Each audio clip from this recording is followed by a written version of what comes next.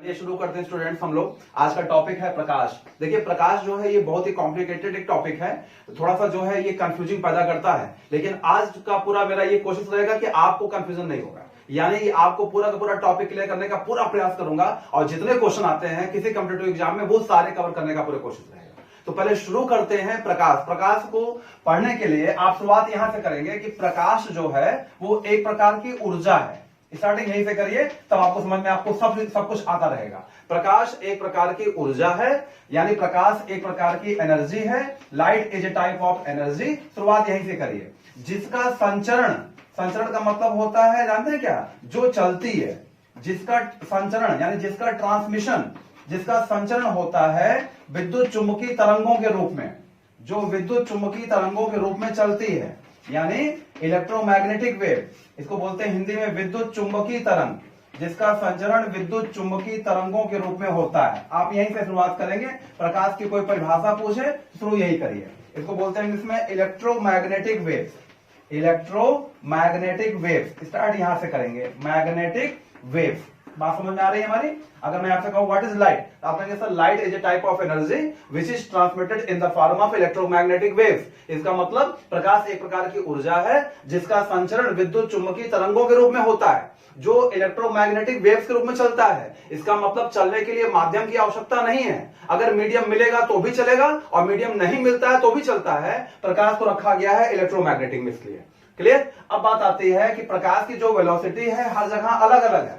प्रकाश सबसे तेज चलता है निर्वात में। निर्वात का मतलब होता है वैक्यूम, जहां कोई एटमॉस्फेयर नहीं है वहां प्रकाश सबसे तेज चलता है। प्रकाश की चाल वैक्यूम में होती है 3 × 10⁸ मीटर पर सेकेंड। ये आप याद कर लीजिए। ऐसे आप याद कर लेंगे प्रकाश की चाल वाटर में, प्रकाश की जो चाल है वो वाटर में थोड़ी कम हो जाती है। वाटर के लिए याद कर लीजिए 2.25 × 10⁸ मीटर पर सेकेंड। ये प्रकाश की चाल वाटर में होती है। प्रकाश की चाल की बात करें हम लोग तो आप याद कर लेंगे तारपीन के तेल में, जो तारपीन का तेल होता है, तारपीन का तेल, तारपीन का तेल का मतलब इसे कहते हैं टारपीन ऑयल। प्रकाश का जो वेलोसिटी है वो टारपीन के तेल में, टारपीन ऑयल में 2.04 मल्टीप्लाई 10⁸ मीटर पर सेकेंड। ये प्रकाश का चाल तारपीन के तेल में हो गया। प्रकाश की चाल और जगह अलग अलग है। जैसे मैं बात कर लूं कांच में, प्रकाश की जो वेलोसिटी है कांच में, कांच की बात कर लूं यानी ग्लास की बात कर लूं। अगर ग्लास में पूछेगा प्रकाश की चाल कितनी होती है तो आप टिक करिएगा 2.0 × 10⁸ मीटर पर सेकेंड। बात समझ में आ रही है। प्रकाश की चाल पूछता है एग्जाम में नायलॉन में, परीक्षाओं में आता है नायलॉन प्रकाश कितना तेज चलता है, उसकी स्पीड नायलॉन में कितनी है। तो प्रकाश की चाल नायलॉन में होती है कितनी, 1.96 मल्टीप्लाई 10⁸ मीटर पर सेकेंड। ये प्रकाश की चाल नायलॉन में होती है।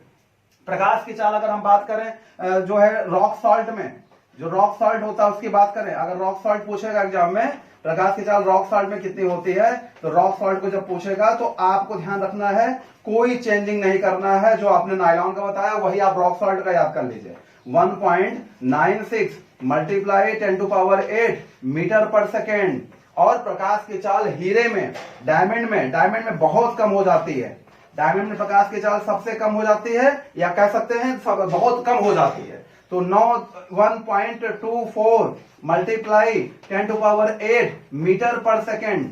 ये हो गया। कहने का मतलब है प्रकाश की चाल अलग जगह अलग अलग चलती है। सबसे तेज चलती है वैक्यूम में, और यहाँ पे इनकी कंपेरिजन में देखेंगे तो सबसे स्लो कहां चल रही है, हीरे में। तो कहने का मतलब है कि इस तरीके से प्रकाश की चाल अलग अलग जगह अलग अलग चलती है। तो प्रकाश का जो वेलोसिटी है ज्यादातर आपको यही याद कराया जाता है, लेकिन परीक्षाओं में अब डिफरेंट पूछ रहा है तो उसको भी याद करिए।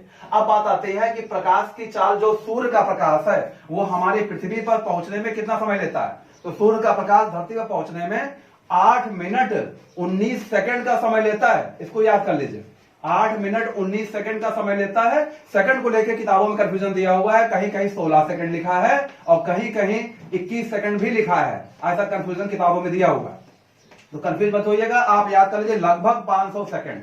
आप क्या करिएगा, जो सबसे नियरेस्ट वैल्यू होगी 500 के आसपास उसको टिक कर दीजिएगा। तो प्रकाश, सूर्य का प्रकाश धरती पर पहुंचने में लगभग 500 सेकंड का समय लेता है, ऐसा आप याद कर लीजिए। ठीक है, तो जो सबसे नियरेस्ट वैल्यू होगी इसके आसपास, वो सबसे नियरेस्ट वैल्यू होगी 500 के आसपास, तो आप उसी को टिक करिएगा। ठीक है स्टूडेंट्स, अब बात आती है कि प्रकाश जो है, सूर्य का प्रकाश कितना टाइम लेता है यहां पहुंचने में।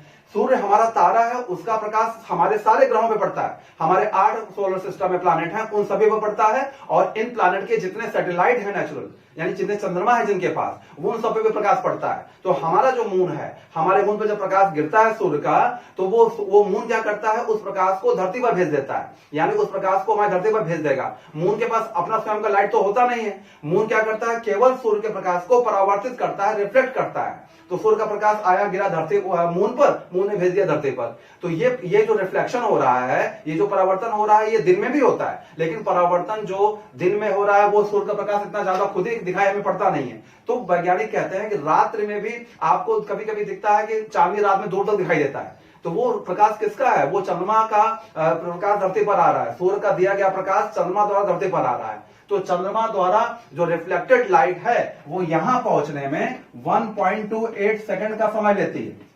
ये क्वेश्चन भी आया कि चंद्रमा द्वारा जो रिफ्लेक्टेड लाइट है वो धरती पर पहुंचने में कितना समय लेती है, तो आप इसको याद कर लीजिए, 1.28 सेकंड का समय लेती है। यानी चंद्रमा का जो रिफ्लेक्टेड लाइट है 1 सेकंड 28 नैनो सेकंड, याद कर लीजिए। यानी आपको ये समझना है कि 1 सेकंड 28 नैनो सेकंड, ये 1 सेकंड है और ये 28 नैनो सेकंड है। आप इसको मिनट मत कन्वर्ट करिए, अगर मिनट कर देंगे तो चंद्रमा की दूरी बहुत ज्यादा हो जाएगी। चंद्रमा हमारा सैटेलाइट है, यानी उसकी दूरी जो है 3,82,200 किलोमीटर। ये क्योंकि ये जो चक्कर लगाते हैं, आपने पढ़ा हुआ पूरी कहानी, ये एकदम सर्कुलर चक्कर नहीं लगाते, इसलिए हल्का फुल्का अंतर होता है।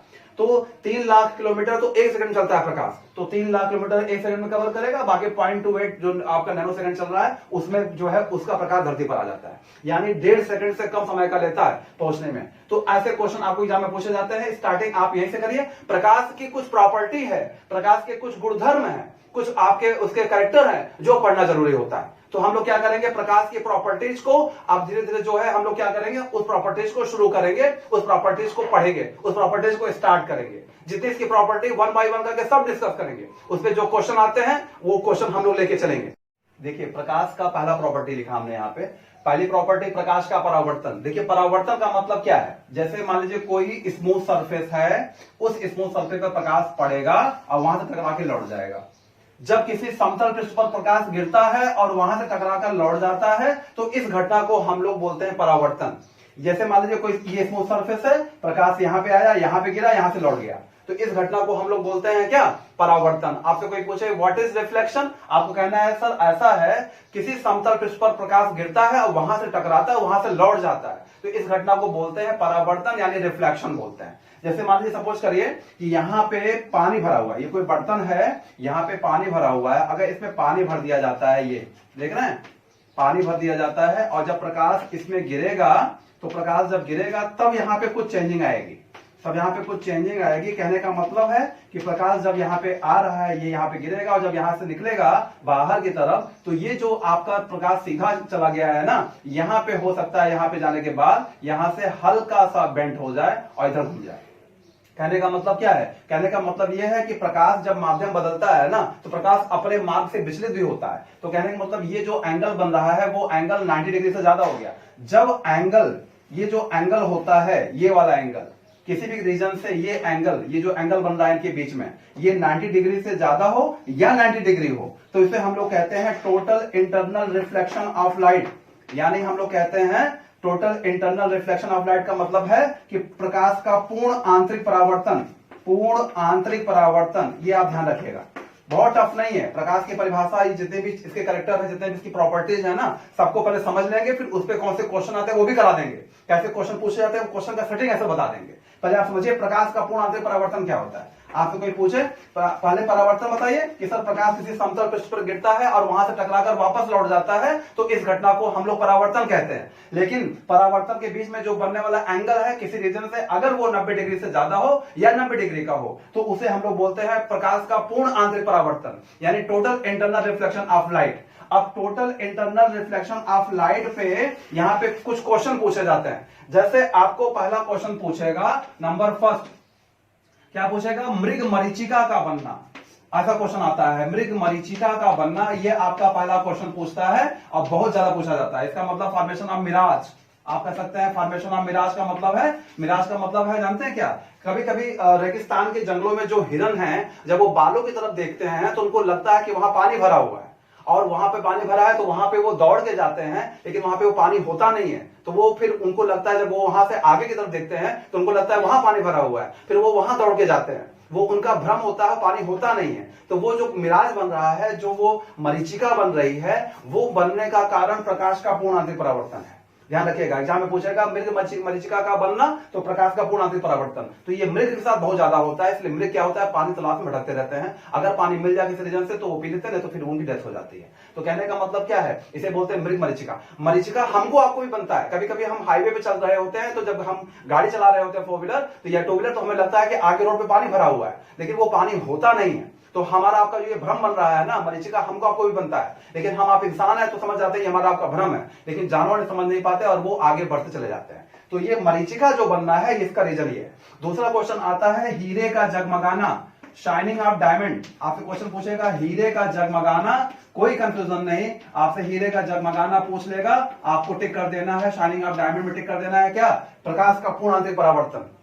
ये ध्यान रखिएगा, प्रकाश का पूर्ण आंतरिक परावर्तन टिक करिएगा शाइनिंग ऑफ डायमंड में, कोई कंफ्यूजन नहीं। आपको शाइनिंग ऑफ डायमंड पूछेगा, प्रकाश का पूर्ण परावर्तन, क्योंकि हीरे में इतनी कटिंग होती है, इतनी कटिंग होती है हीरे में कि वो हीरे के अंदर प्रकाश प्रवेश कर जाता है ना, तो बाहर निकल नहीं पाता, और हीरे अंदर प्रकाश प्रवेश कर जाता है तो फिर वो अंदर ही अंदर रिफ्लेक्ट करता रहता है, कभी यहां से वहां जाएगा, वहां से वहां जाएगा, वहां से यहां आएगा, फिर वहां से वहां जाएगा, इस तरीके से वो अंदर ही अंदर रिफ्लेक्शन चलता रहता है। और जो रिफ्लेक्शन होता है उसमें एंगल जो बनता है वो 90 डिग्री या उससे ज्यादा का बनता है, जिस वजह से वो टोटल इंटरनल रिफ्लेक्शन होता है, और जिस कारण से हीरा सदैव चमकता रहता है। अगर प्रकाश प्रवेश कर गया है, आप अंधेरा कर देंगे तो वहां प्रकाश तो दिखेगा ही दिखेगा ना, इसलिए हीरा हमेशा चमकता रहता है। तो हीरे के हमेशा चमकने का कारण होता है ये पूर्ण आंतरिक परावर्तन। और एक क्वेश्चन आता है एंडोस्कोपी। एंडोस्कोपी जांच होती है ना पेट की, पेट में जांच कराई जाती है, स्टमक की जांच होती है एंडोस्कोपी। ये एंडोस्कोपी जांच की बात पूछेगा आपको एग्जाम में, जब भी एंडोस्कोपी जांच की बात करेगा, आपके स्टमक की जांच की बात पूछेगा ये, तो आप कहिएगा सर प्रकाश का पूर्ण आंतरिक परावर्तन, यानी प्रकाश का टोटल इंटरनल रिफ्लेक्शन। ये 3 क्वेश्चन अक्सर पूछे जाते हैं, 3 सामान्य क्वेश्चन है जो यहाँ इस चैप्टर से, इस हेडिंग से पूछे जाते हैं। तो प्रकाश का परावर्तन आपको पूछा जाए तो इस वे में आप कंप्लीट कर पाएंगे, और बहुत टफ नहीं है। आप मुझे बताइए प्रकाश का परावर्तन क्या है, तो आपके साथ प्रकाश का परावर्तन का मतलब है कि जब प्रकाश किसी समतल पृष्ठ पर गिरता है और वहां से टकराकर वापस लौट जाता है, तो इस घटना को हम लोग परावर्तन कहते हैं। क्या बोलते हैं, परावर्तन, यानी रिफ्लेक्शन। और जब परावर्तन में जो एंगल बन रहा होता है वो एंगल 90 डिग्री या इससे ज्यादा का एंगल बन रहा होता है, तो उसे हम लोग बोलते हैं प्रकाश का पूर्ण आंतरिक परावर्तन। अब प्रकाश के पूर्ण आंतरिक परावर्तन पे 3 एग्जांपल याद कर लीजिए जो सबसे ज्यादा परीक्षाओं में पूछे जाते हैं। आइए सेकंड शुरू करते हैं। देखिए सेकंड में बात करेंगे तो प्रकाश का अपवर्तन, प्रकाश का अपवर्तन, इसे हम लोग बोलते हैं, इंग्लिश में बोलते हैं रिफ्रैक्शन। रिफ्रैक्शन इसे क्या बोला जाता है, इसे बोला जाता है refraction of light, refraction of light. ठीक है, तो आपको रिफ्लेक्शन याद हो चुका है, अब हम रिफ्रैक्शन की बात करते हैं। रिफ्रैक्शन में आप याद करेंगे जब प्रकाश का माध्यम बदलता है तो प्रकाश के कुछ गुण बदल जाते हैं। जैसे प्रकाश निर्वात से चला आ रहा है, तो निर्वात से चला आ रहा है तो वो वायुमंडल में प्रवेश करेगा, तो वायुमंडल प्रवेश करते उसका माध्यम चेंज हुआ, या वायुमंडल से प्रवेश करके वो आ रहा है तो अब वो पानी प्रवेश कर रहा है, फिर उसका माध्यम चेंज हो रहा है। तो प्रकाश का जब जब माध्यम चेंज होगा तो प्रकाश के कुछ गुण बदलते जाएंगे। प्रकाश का सबसे पहला जो गुण बदलता है वो होती है वेलोसिटी। आपको मैंने बताया प्रकाश की चाल हर जगह अलग अलग है, यानी सबसे पहले प्रकाश की वेलोसिटी चेंज हो जाती है माध्यम बदलने पे। दूसरा, प्रकाश की जो है आपको ध्यान रखना है तरंग दैर्ध्य बदल जाता है। तरंग दैर्ध्य का मतलब है वेवलेंथ, वेवलेंथ चेंज हो जाती है प्रकाश की, जो वेव की लेंथ है वो चेंज हो जाती है प्रकाश की, वो जो है बदल जाती है। अब आप मुझे बताइए वेग बदल रहा है, तरंग दैर्ध्य बदल रहा है, प्रकाश के कई गुण बदल जाते हैं। प्रकाश के इन सभी गुणों का बदलना, माध्यम बदलने पर, इसको विज्ञान में कहा जाता है प्रकाश का अपवर्तन।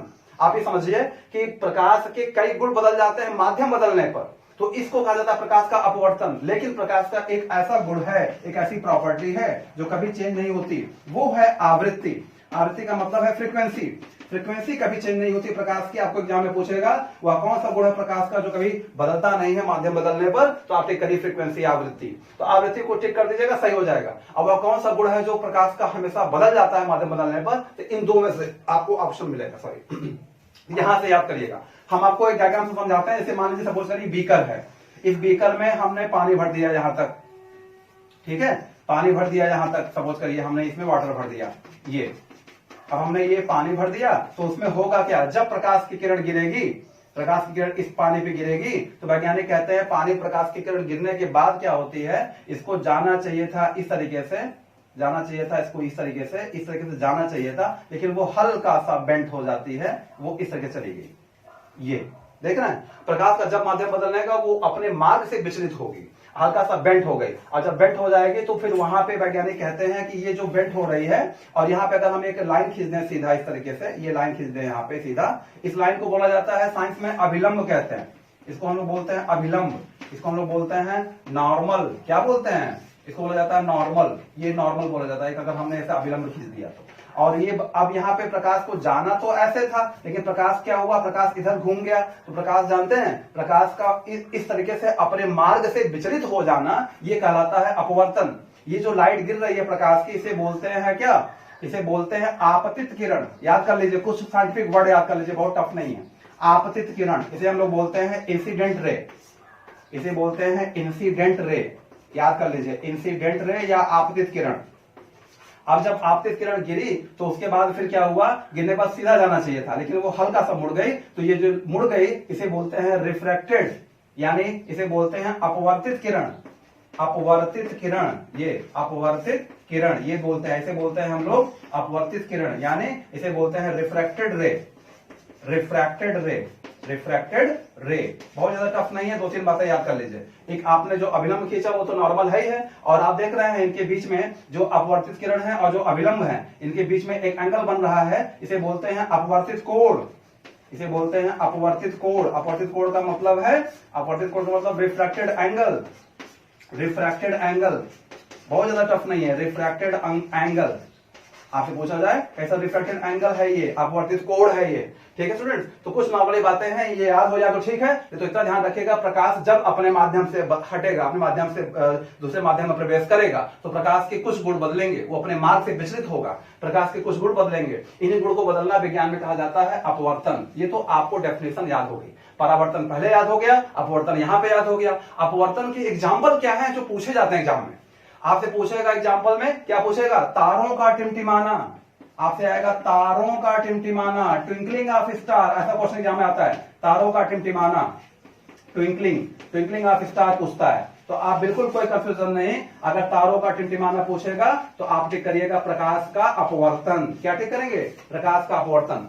आपसे पूछे क्या मतलब, कैसा ऐसा है ना, तारे टिमटिमाते थोड़ी हैं, तारे कोई टिमटिमाते नहीं है, तारे बड़े बड़े सूर्य है, जैसे हमारा ये सूर्य है ना, इससे भी विशाल बड़े बड़े सूर्य है स्पेस में, लेकिन वो इतने दूर हैं कि उनका प्रकाश यहां तक पहुंचता नहीं, कुछ तो हमारी आंख से दिखाई भी नहीं पड़ते, इतने बड़े बड़े हैं। जब ये सूर्य हमारा रात में अस्त होता है तो वो तारे जो है उनके प्रकाश, हल्के फुल्के जो तारे दिख रहे हैं, तो ये क्या होता है, उनका प्रकाश कई बार जो है स्पेस से आ रहा है, तो कई बार गैसों में चलता है, कई बार निर्वात में चलता है, यानी माध्यम कई बार चेंज होता है। अगर माध्यम चेंज होगा तो वेलोसिटी कम ज्यादा होगी, और अगर वेलोसिटी कम ज्यादा होगी और वेवलेंथ कम ज्यादा होगा, तो इसका मतलब वो आपको फील होगा कि तारे टिमटिम कर रहे हैं, वेलोसिटी बढ़ती है घटती है, तो इसका मतलब हमें लगता है कि तारे टिमटिमाते हैं, तारे टिमटिमाते कोई नहीं है। तो वो कहने का मतलब है कि तारों का टिमटिमाना फील होना वो किस कारण से होता है, प्रकाश के अपवर्तन के कारण से। दूसरा क्वेश्चन, आप पानी के भरे बर्तन में कोई सीधी छड़ ऐसे खड़े करिए, कोई रॉड खड़ी करिए, तो आपको लगेगा कि वो अंदर जाके हिल रही है। तो ये जो गुण है प्रकाश का, ये भी होता है प्रकाश के अपवर्तन के कारण। आपको ऐसा फील होगा कि वो रॉड जो पानी के अंदर जा रही है वो हिलता प्रतीत हो रही है, तो वो आपको उसका जो रीजन होता है वो होता है प्रकाश का अपवर्तन। ठीक है, यहां पे ये याद कर लीजिए। आप पानी के अंदर कोई सामान, कोई वस्तु गिरा दीजिए, कोई ऑब्जेक्ट गिरा दीजिए पानी के अंदर, वो पानी के अंदर जिस वास्तविक गहराई में होता है उस वास्तविक गहराई से थोड़ा ऊपर ही दिखाई देता है, ऐसा आपको फील होगा कि वो थोड़ा सा ऊपर ही है। तो ये इसका भी कारण होता है प्रकाश का अपवर्तन। ऐसे क्वेश्चन पूछे तो आपको टिक कर लेना है प्रकाश का अपवर्तन, कोई कंफ्यूजन नहीं होना। ठीक है स्टूडेंट्स, तो आपको प्रकाश का परावर्तन, वहां से मैंने बताया 3 एग्जांपल, यहां से भी बताया 3 एग्जांपल। परावर्तन क्या है, प्रकाश का कहीं किसी वस्तु समतल पृष्ठ पर गिरना और वहां से वापस लौट जाना, इस घटना को परावर्तन कहते हैं। और अपवर्तन का मतलब है जब प्रकाश का माध्यम बदलता है, वह अपने मार्ग से विचलित होती है, जिस कारण से क्या होता है कि उसके कुछ गुण बदल जाते हैं। इस घटना को हम लोग प्रकाश का क्या कहते हैं, अपवर्तन कहते हैं स्टूडेंट्स। तो ये आपको 2 डेफिनेशन यहाँ पे क्लियर हो गई। अब हम बात करेंगे तीसरी डेफिनेशन की। बहुत टफ नहीं है, हर चीज 1 बाय 1 का क्लियर करते चलेंगे। तो प्रकाश का परावर्तन खत्म हो गया, अब हम प्रकाश का अपवर्तन खत्म कर चुके हैं। अब हम बात करेंगे तीसरा, प्रकाश का प्रकीर्णन। जितनी प्रॉपर्टी प्रकाश की मुख्य प्रॉपर्टी जितनी भी हैं वो हम आपको साफ बता देंगे वन बाय वन करके, और उनसे आने वाले जो क्वेश्चन होते हैं उनको याद करा देंगे। तो प्रकाश की स्टार्टिंग आपको समझ में आ गई है। अब प्रकाश का जो इंट्रोडक्शन था वो तो समझ में आ ही गया है। इसके अलावा अब प्रकाश की प्रॉपर्टी पे हम चल रहे हैं। ओके स्टूडेंट्स, प्रकाश की प्रॉपर्टी पे चल रहे हैं, उसको पढ़ा रहे हैं, वन बाय वन करके सब क्लियर कर देंगे। देखिए मैं बता रहा हूं, सुनिए। अगर मैं बात करूं तीसरी प्रॉपर्टी की, तो तीसरी प्रॉपर्टी प्रकाश की क्या होगी? देखिए नंबर थर्ड प्रॉपर्टी की बात करें तो आप कहेंगे सर प्रकाश का प्रकीर्णन। थर्ड प्रॉपर्टी पढ़ेंगे, प्रकाश का प्रकीर्णन। प्रकीर्णन क्या है? Scattering of light. Scattering of light, scattering of light, याद कर लीजिए। प्रकाश का प्रकीर्णन, स्कैटरिंग ऑफ लाइट, कोई कंफ्यूजन नहीं, आपको सब वन बाय वन करके याद हो जाएगा। ये प्रकाश का प्रकीर्णन, scattering of light. Okay students, अब जरा यहां देखिए प्रकाश का प्रकीर्णन क्या होता है। प्रकाश का प्रकीर्णन वैज्ञानिकों ने कहा है कि जब प्रकाश किसी ऐसे माध्यम में चलता है जिसमें धूल के कण हो। ये ध्यान रखिएगा, धूल के कण का होना बहुत जरूरी है। धूल के कणों के कारण ही प्रकाश का प्रकीर्णन होगा। वैज्ञानिक ये क्वेश्चन पूछा गया है कि प्रकाश का प्रकीर्णन होने के लिए किन कणों का होना आवश्यक होता है? तो धूल के कण, यानी डस्ट पार्टिकल। तो प्रकाश जब किसी ऐसे माध्यम में चलता है जिसमें धूल के कण हो, वाटर वेपर हो, ऐसे माध्यमों से चलेगा तो प्रकाश के जो कण हैं, प्रकाश के कणों को विज्ञान में क्या कहा जाता है? विज्ञान में कहा जाता है फोटान। प्रकाश के कणों को फोटान कहते हैं। तो प्रकाश के जो कण हैं वो क्या करेंगे? उन धूल के कणों से टकराएंगे और टकरा करके बिखरना प्रारंभ कर देंगे। यानी प्रकाश के कण हैं फोटान, वो डस्ट पार्टिकल से टकराते हैं और उनसे टकरा करके बिखरना प्रारंभ कर देते हैं। जैसे आपने देखा होगा जब आप टॉर्च जलाते हैं ना, तो टॉर्च जलाते हैं तो आप देखते हैं वो लाइट आगे जाकर के बिखर जाती है। उसका कारण क्या है? कि हमारे एटमॉस्फेयर में ऑलरेडी हैं धूल के कण, तो उनसे टकरा करके प्रकाश बिखरना शुरू कर देता है। इस गुण को प्रकाश का कहा जाता है प्रकीर्णन। तो प्रकाश का परावर्तन, अपवर्तन और प्रकीर्णन, ये समझ में आ रही बात हमारी। और हम बात करें धूल के कणों में प्रकीर्णन के कारण क्वेश्चन क्या पूछा जाता है? पूछा जाता है आसमान का रंग नीला दिखाई देता है। लेकिन आपको बता दूं, आसमान का जो वास्तविक रंग है वो काला है। ध्यान रखिएगा, परीक्षा में क्वेश्चन क्या पूछा है इसको ध्यान दीजिएगा। पूछता है आसमान का रंग, वास्तविक रंग क्या है? तो आप काला टिक करिएगा। आपको जो है पूछता है आसमान का रंग दिखाई देता है, तो नीला दिखाई देता है। नीला क्यों दिखता है? क्योंकि हमारी धरती पर पानी 71% भाग, धरती का 71% पानी से डूबा हुआ है और पानी में ऑक्सीजन की प्रकृति नीले कलर की होती है। तो नीले रंग, प्रकाश के जितने रंग होते हैं अभी आगे डिस्कस करूंगा, वो आके जब पानी पे गिरते हैं तो वहां से नीले रंग का बिखराव अधिक होता है ऑक्सीजन की प्रकृति के कारण। तो जिस वजह से नीला रंग बिखर जाता है और हमें आसमान जो है नीला दिखाई देता है। अभी आप वायुमंडल छोड़ के बाहर निकल जाइए, आपको पूरा आसमान ब्लैक दिखेगा। तो हमें आसमान नीला दिखने का कारण होता है स्कैटरिंग ऑफ लाइट, प्रकाश का प्रकीर्णन। तो इस वजह से आपको ध्यान रखना है, ये जो है नीला, तो नीला दिखाई देता है, उसका कारण ये। अब बात आती है कि क्या सबसे अधिक प्रकीर्णन नीला का होता है? वैज्ञानिक कहते हैं सबसे अधिक प्रकीर्णन जो होता है वो बैगनी का होता है। बैगनी का मतलब आप ध्यान रखिएगा वॉयलेट। सबसे ज्यादा प्रकीर्णन बैगनी का होता है, वॉयलेट का सबसे ज्यादा प्रकीर्णन होता है और सबसे कम प्रकीर्णन होता है लाल का। लेकिन आसमान आपको वॉयलेट नहीं दिखेगा, क्यों? क्योंकि ऑक्सीजन की प्रकृति में वॉयलेट कहीं है ही नहीं है। तो ऑक्सीजन आपको नीले रंग का होता है, नीले रंग का बिखराव अधिक होता है पानी की वजह से, इस वजह से आपको आसमान नीला दिखता है। सबसे ज्यादा प्रकीर्णन पूछे बैगनी, सबसे कम प्रकीर्णन पूछे तो लाल टिक कर दीजिएगा। और जस्ट अपोजिट आता है तरंग दैर्घ्य के केस में, यानी वेवलेंथ के केस में जस्ट अपोजिट आता है। कोई कंफ्यूजन नहीं पैदा करिएगा, ध्यान से बात सुनिएगा, वन बाय वन करके सब क्लियर कर दूंगा। वेवलेंथ जो होता है वो वेवलेंथ के केस में पूछेगा आपसे, तो बैगनी का वेवलेंथ जो होता है सबसे कम होता है, इसको सबसे कम कर दीजिएगा। और लाल का सबसे अधिक कर दीजिएगा, सबसे ज्यादा, यानी लाल का वेवलेंथ सबसे ज्यादा होता है। और यही कारण है कि लाल रंग जो है, लाल रंग खतरे का निशान बनाया जाता है। जहां पे भी सिग्नल की बात होगी, जहां पे डेंजर मार्क की बात होगी, लाल रंग बनाया जाएगा। जहां से भी खतरा हो सकता है लाल रंग बनाया जाएगा। क्यों? क्योंकि लाल रंग बिखरता नहीं है, प्रकीर्णन सबसे कम है। तो जब बिखरेगा नहीं तो दूर से दिखाई देगा। भाई बिखर ही जाएगा, दिखना बंद हो जाएगा, तो इसलिए लाल बनाते हैं, बिखरता नहीं है। और लाल की वेवलेंथ बहुत दूर दूर तक जाती है, तो जब वेव दूर दूर फेंक देगा तो लाल आपको दूर से दिखता है। इस वजह से वैज्ञानिकों ने लाल रंग को बनाया कि भाई डेंजर मार्क किसी को बनाएंगे। तो डेंजर मार्क क्यों बनाया जाता है लाल रंग का? लाल रंग का तरंग दैर्घ्य सबसे ज्यादा होता है और लाल रंग का प्रकीर्णन सबसे कम होता है। ठीक है स्टूडेंट्स, ये क्लियर हो गया। आसमान का रंग कैसा दिखाई देता है? नीला। अब बात आती है सूर्य से लेकर के। देखिए सूर्य की बातें एक दो हैं, उनको याद कर लीजिए। यहाँ पे दो क्वेश्चन आते हैं। एक क्वेश्चन आता है कि सूर्य उगते समय और सूर्य डूबते समय लाल दिखाई देता है। और एक क्वेश्चन आता है सूर्य उगने से पहले और सूर्य डूबने के बाद आसमान लाल दिखाई देता है। देखिए दो अलग अलग क्वेश्चन हैं, लेकिन कंफ्यूजन नहीं होगा। आप बात समझिए, सूर्य उगते समय और सूर्य डूबते समय लाल दिखाई देता है, सूर्य लाल दिखाई देता है। और आपको पूछेगा सूर्य उगने से पहले और सूर्य डूबने के पश्चात आसमान लाल दिखाई देता है। दोनों अलग अलग क्वेश्चन है। जब आपको पूछे आसमान लाल दिखाई देता है तो आपको मैंने इसके पहले जो पढ़ाया था प्रकाश का अपवर्तन, वो ठीक करिएगा, रिफ्रैक्शन ऑफ लाइट। और जब देखिएगा सूर्य लाल दिखता है तो ठीक करिएगा प्रकाश का प्रकीर्णन। आपका यहां से जो है इस तरीके से बात दिमाग में रखिए। आपसे पूछेगा सूर्य लाल दिखता है, सूर्य उगते समय, सूर्य डूबते समय सूर्य लाल दिखाई देता है, तो आपका आंसर वो होगा प्रकाश का प्रकीर्णन। अगर बात करें सूर्य उगने से पहले और डूबने के पश्चात आसमान लाल दिखता है तो वो होगा प्रकाश का अपवर्तन, दूसरा वाला।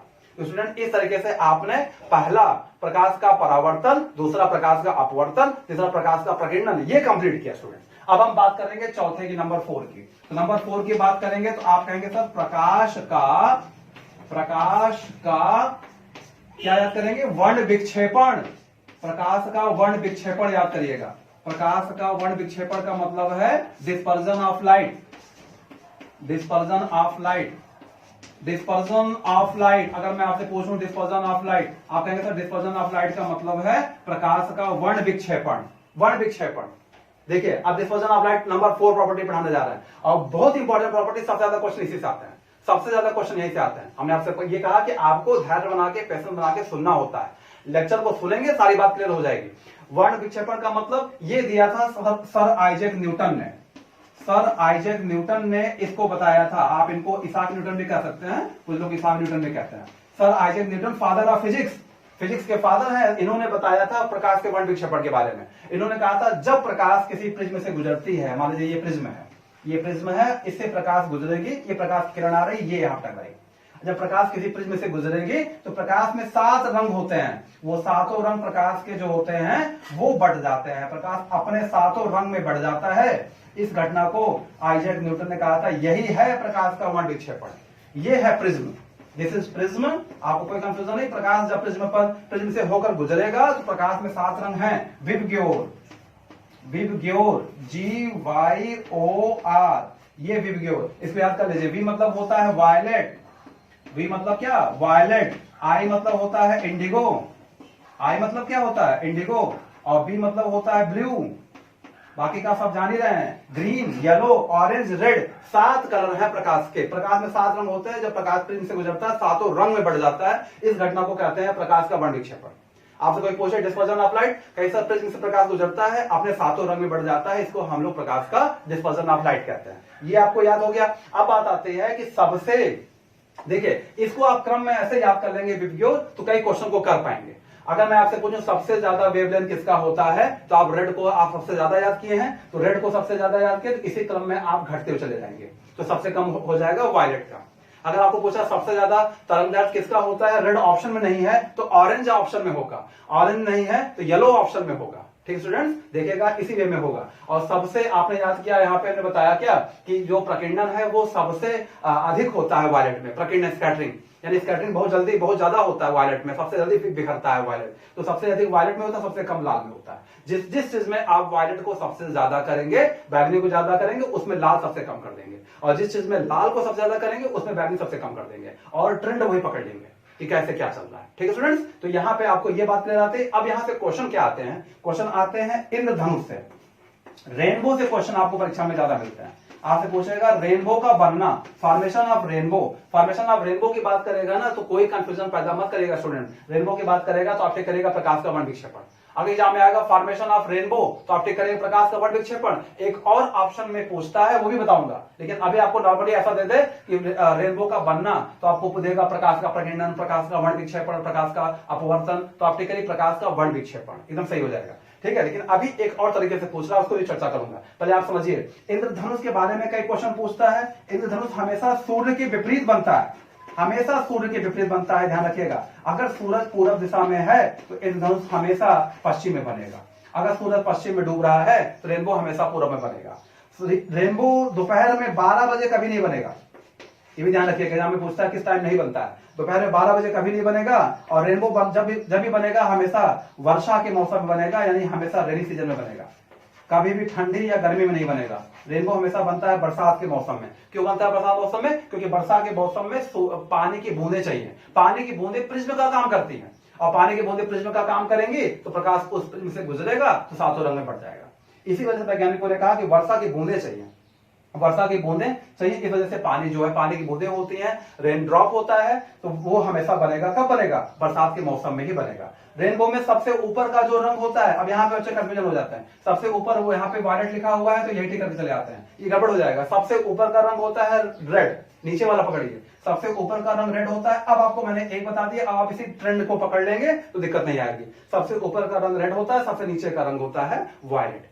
सबसे ऊपर का रंग रेड है, उसके नीचे ऑरेंज है, उसके नीचे येलो है, उसके नीचे ग्रीन है, उसके नीचे ब्लू है, उसके नीचे इंडिगो है, उसके नीचे ये है वायलेट। इंडिगो मतलब होता है जामुनी, जामुन के रंग का, और वायलेट आप जानते हैं बैगनी, ये जामुन जैसे पका हुआ जामुन होता है ना, उसी हिसाब से। तो ये आपका हो गया वर्षा। ये कुछ बातें आप जानिएगा रेनबो से। रेनबो जब भी बनेगा हमेशा सूर्य का प्रकाश भी होना चाहिए हल्का फुल्का, और बारिश भी होना चाहिए, तो इस तरीके से रेनबो बन जाता है। तो रेनबो से चलिए बनना आपको याद हो गया। अब बात आती है, रेनबो में एक ऑप्शन और देता है, एग्जाम में आता है, रेनबो बनने का कारण है, तो पूछेगा एक बार परावर्तन, एक बार अपवर्तन।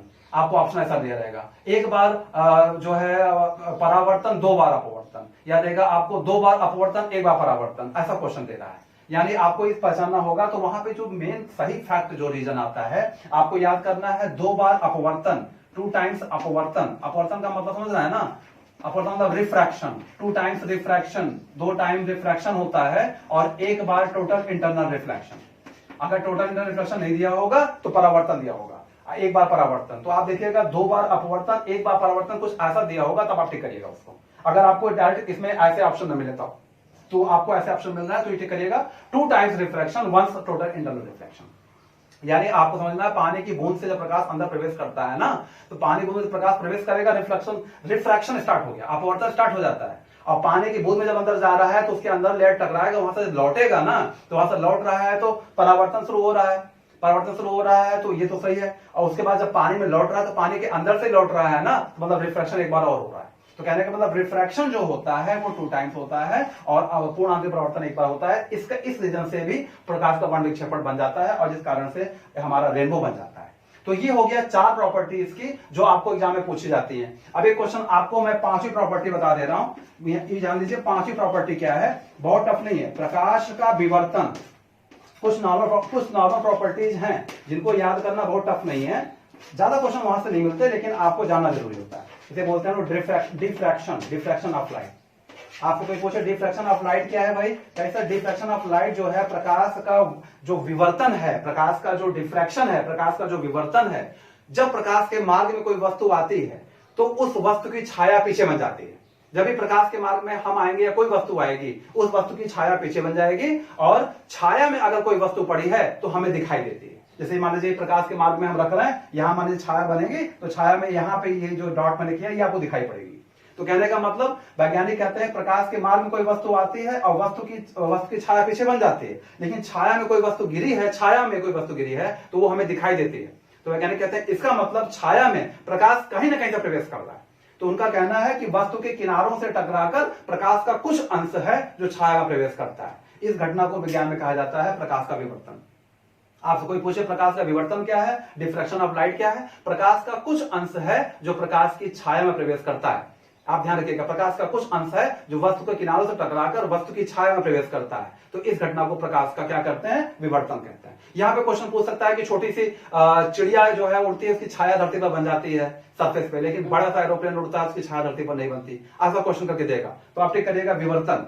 वो बनती क्यों नहीं, क्योंकि उसकी डिस्टेंस बहुत ज्यादा है, दूरी बहुत ज्यादा है, वो इतना दूर है जो है प्लेन, जो उसकी जो है वहां पे प्रकाश टकराते हैं किनारों से, तो वो हल्का सा बेंट हो जाती हैं, और बेंट हो जाएंगे तो आगे आकर के मिल जाती है। जब मिल जाएंगे तो छाया बनना बंद हो जाएगा। और चिड़िया उड़ रही है नीचे से तो उसकी छाया बन जाती है। अभी प्लेन नीचे से जाएगा तो उसकी छाया बन जाएगी, लेकिन जब प्लेन ऊपर चला जाता है तो वो क्या होता है, प्रकाश आगे आकर के उसकी किरणें मिल जाती है, तो छाया बनना बंद हो जाता है। तो प्रकाश का विवर्तन पूछे तो आप उसको समझा दीजिए। अब एक हेडिंग और पढ़ लीजिए, मैं यहां लिख दे रहा हूं, आपको पूछेगा प्रकाश का व्यतिकरण। देखिए प्रकाश का व्यतिकरण की बात करेगा ना तो कोई कंफ्यूजन नहीं स्टूडेंट। प्रकाश का व्यतिकरण का मतलब होता है इंटरफेरेंस ऑफ लाइट। देखिए इंटरफेरेंस ऑफ लाइट की बात करेगा, इंटरफेरेंस ऑफ लाइट तो कोई कंफ्यूजन नहीं होना चाहिए। आपको याद कर लेना है कि व्यतिकरण का मतलब है कि जब प्रकाश, देखिए ऐसा बहुत से लिक्विड आपने देखा होगा, बहुत से ऐसे लिक्विड देखा होगा जहां पे प्रकाश पड़ता है तो वहां रंगीन दिखाई देता है। आप कभी कभी साबुन का घोल बनाते हैं, साबुन का या डिटर्जेंट का घोल बनाते हैं बाल्टी में, तो आपको वहां पे रंगीन दिखाई देता है, कलरफुल। कभी कभी केरोसिन तेल कहीं गिरा होता है, कहीं डीजल पेट्रोल गिरा होता है, तो आपको लगता है कि वहां भी रंगीन दिख रहा है। तो प्रकाश का रंगीन दिखना कुछ स्पेशल लिक्विड पे आपने देखा होगा, कुछ स्पेशल जो लिक्विड होते हैं उन पर रंगीन दिखाई देता है प्रकाश। प्रकाश का ये गुण कहलाता है व्यतिकरण, इंटरफेरेंस ऑफ लाइट। आपसे क्वेश्चन पूछेगा प्रकाश का किसी द्रव पे रंगीन दिखाई देना, साबुन के झाग पे रंगीन दिखाई देना, साबुन के बुलबुले में रंगीन दिखाई देना, या कौन सा गुण है? प्रकाश का व्यतिकरण है। तो स्टूडेंट प्रकाश के प्रॉपर्टीज 1 बाय 1 करके रिफ्रैक्शन से स्टार्ट किया, रिफ्लेक्शन से। प्रकाश का परावर्तन, प्रकाश का अपवर्तन, प्रकाश का प्रकीर्णन, प्रकाश का वर्ण विक्षेपण और प्रकाश का ये नंबर 5 विवर्तन और नंबर 6 व्यतिकरण। तो कहने का मतलब इनकी प्रॉपर्टी पर समझिए कि इनका ये गुण है क्या, इनके फेनोमेनन को समझिए, उसके बाद उसके जो एग्जांपल्स पूछे जाते हैं वो समझिए। इतना आप कवर करते हैं तो प्रकाश की प्रॉपर्टी और प्रकाश का इंट्रोडक्शन ये पूरा कवर हो जाएगा और यहां से आपका कॉन्सेप्ट क्लियर होगा। तो चलिए आज के लिए आप इतना रखते हैं, फिर हम लोग मिलेंगे अगले दिन नए चैप्टर के साथ, नई शुरुआत करेंगे। तब तक के लिए धन्यवाद, थैंक यू।